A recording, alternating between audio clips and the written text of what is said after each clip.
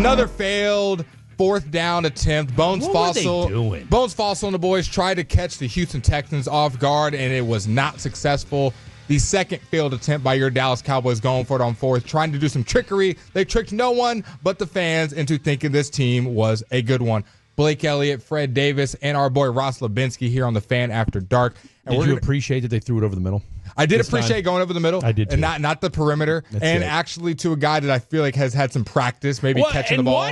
Wany's an athlete. That was a hell of a catch because, and shout out to John Mechie, because John Mechie lit him up. I mean, as much as a 5'10", 180-pound receiver can do it, but hit him and tackled him like immediately. And I will say, full transparency, I think I can speak for Fred as well, and I think CA. We thought he got the first down at first because of how long the pass was. No, I knew he didn't. I thought he did. Because the thing was this. What was it, like 4th and 8?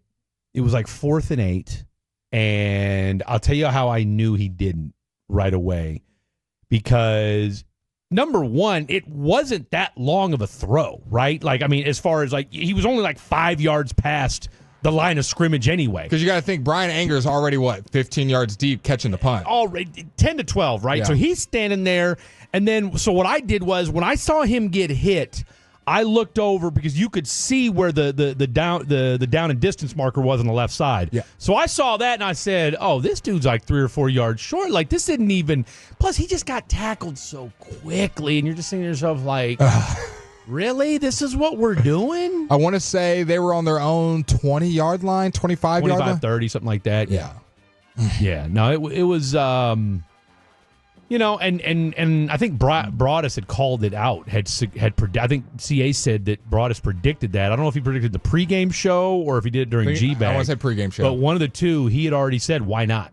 Give it a shot. And so they did, and they did say, why not? And Broadus talked about this during the G-Bag Nation today, that the reason that Bones Fossil and Brian Anger checked into that was because of the alignment of the Houston Texans. Yeah. So the Houston Texans actually kind of tricked Bones Fossil and the Cowboys into thinking that play was going to be open because they did a even setup, 4 on the left side of the center, 4 on the right side of the center, then obviously your gunners and whatnot protecting. They left the middle of the field open. So Bones Fossil, Brian Anger, they're like, okay, this is going to work. Middle of the field's wide open. Wanye Thomas slipping to the middle. But they kind of knew what Bones Fossil was about, and they used that, and they just dropped Mechie into the middle of the field. Easy tackle for him. But that was just one of the embarrassing moments from your Dallas Cowboys on Monday Night Football. Me and Fred are going to detail all of the embarrassing moments, and we'll figure out what becomes number one. And Tolos, text in 877-881-1053. What was the most embarrassing moment from Monday Night Football game against the Houston Texans? My first one on the list. I got to go the flags, the timeliness of the flags, the penalties on your Dallas Cowboys, coupled with the very first play of the game, which happened to have a flag. Well, you got bailed out. The very first play of the game, the entire booth were just like, hands up, pins thrown. You cannot be serious. This is what this football team is. So I'm going the flags, timeliness, and then slash with that very first play of the game. But now that flag, but in fairness, so that flag, that very first one was on Houston, yep. Right? So you got saved. Which I don't think the illegal man downfield had nothing to do with the play. It's just a technicality. You have to call it, but it had nothing to do with the touchdown by Nico Laramie Collins. Tunsil, him being a yard or two past whatever the imaginary line is, did not spring Nico Collins. What was embarrassing to me, and again, it's almost like, well, we've gotten kind of used to it, so how embarrassing is it, was just the way in which Joe Mixon did pretty much whatever he wanted to do last night. Yep. Because, I'm sorry, C.J. Stroud didn't look great. Did not. I think he would agree with you. Did not look like his usual self. Hasn't looked like himself this year. I would argue he hasn't looked like, I mean, what you saw last night, where, he'll throw a couple dots, but then he'll make some, and I know a couple times when you said, hey, he missed so-and-so wide open down the field, and I know, because obviously there's still a lot of Houston people on my Twitter, that's been a huge talking point all season long from people about C.J. Stroud is, yes, on one hand, that offensive line isn't great, and... Is he a little gun-shy?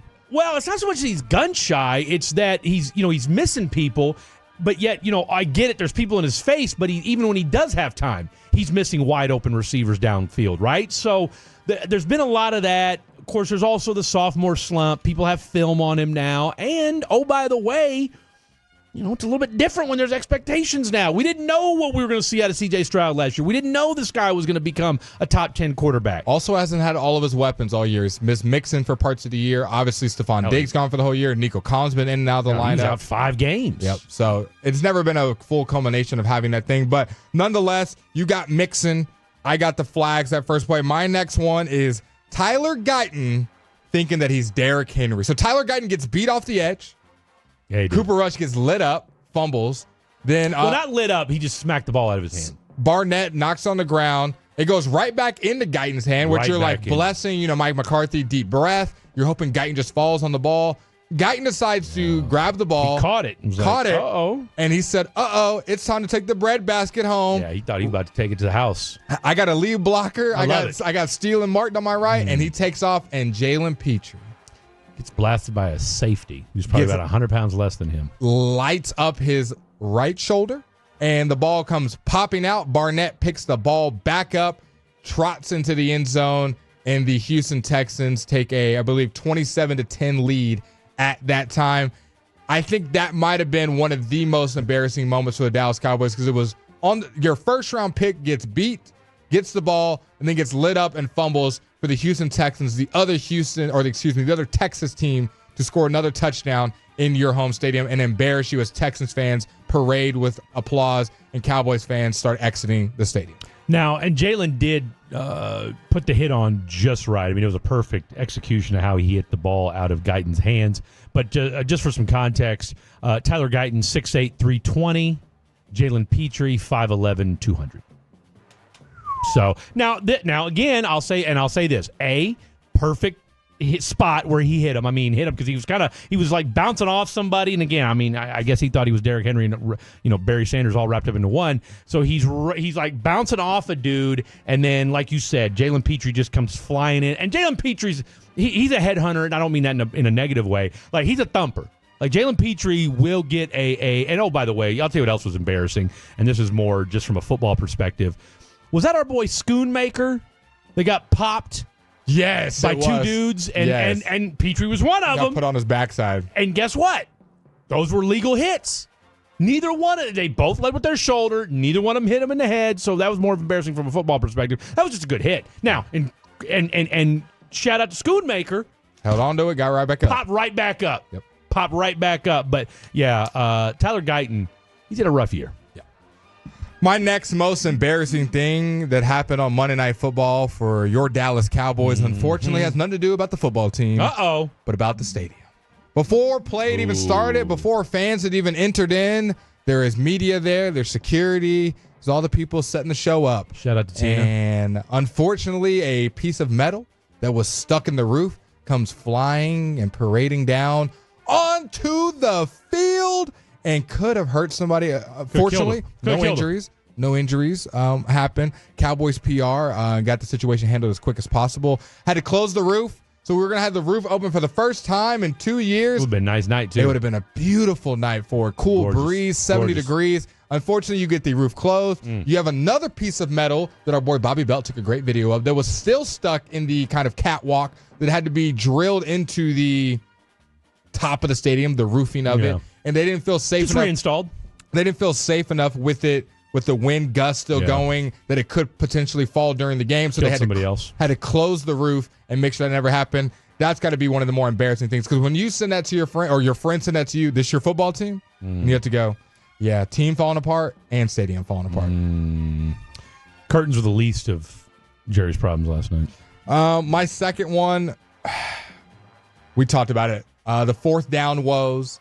And the fake punts. Whether it's not going for it and kicking the field goal and missing, where it's going for it in Houston territory and out and overthrowing your receiver by 10 yards, whether it's throwing short of the sticks, which they love to do. I mean, 4th and 8, why not just run a 3-yard curl? Is it just me, or did it seem like Brian Anger went downfield more often than Cooper Rush did?